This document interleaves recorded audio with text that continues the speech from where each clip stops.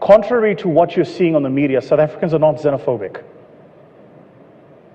Contrary to what you're seeing in the media.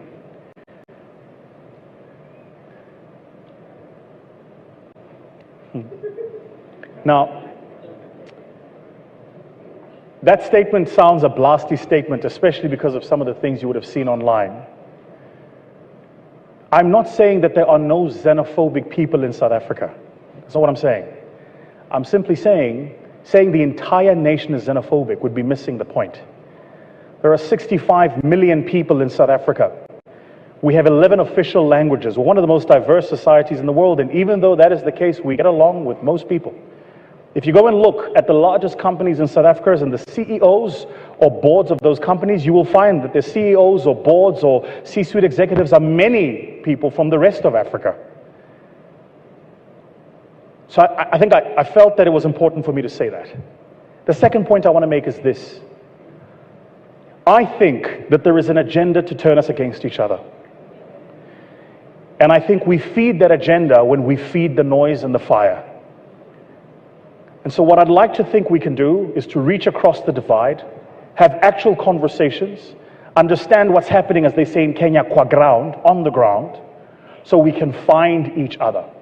All the xenophobia and Afrophobia that we have practiced here in South Africa today. And I want to challenge you. You say Zimbabweans take your job, Nigerians take your jobs, and you march and close shops and beat up people. Tell us, after doing that, how many jobs have you created? By beating up these Nigerians, by beating up these Ghanaians, by beating up these Zimbabweans, loading them. If you load them, I have not seen anyone being loaded. No one. And you say they take jobs from you.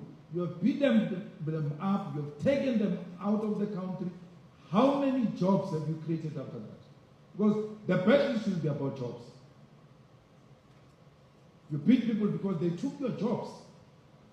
They ran away. You close a shop that hires 5 people and say they take our jobs. After closing that jobs, how many jobs have you created? Unskilled men with no skill, none whatsoever, say somebody took their job.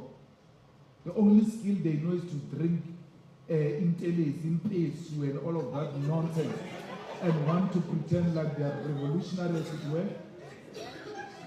I don't want your vote if you behave like that. Take them away. If the MK wants it, give it to them. I don't want the votes that says to me, I must hate Africans for you to vote for me. I'll never do that. That I must go take an African child out of school, proud elderly person, pushing a child, an African child that looks like you. I must go to a school and push a child that looks like Opano, my child, and say, get out of school. The same way apartheid did, and push Lindiwe Zulu out of school, Lindiwe Zulu out of school, and say, you are not worthy of education. I must repeat that. I must do that. I will never do that. You can take your votes. Let me die with my conscience very clear. I will never refuse a pregnant woman of African descent to give birth in the clinics of South Africa. Never will I do that. I did not join politics because I wanted to be anything. I joined politics because I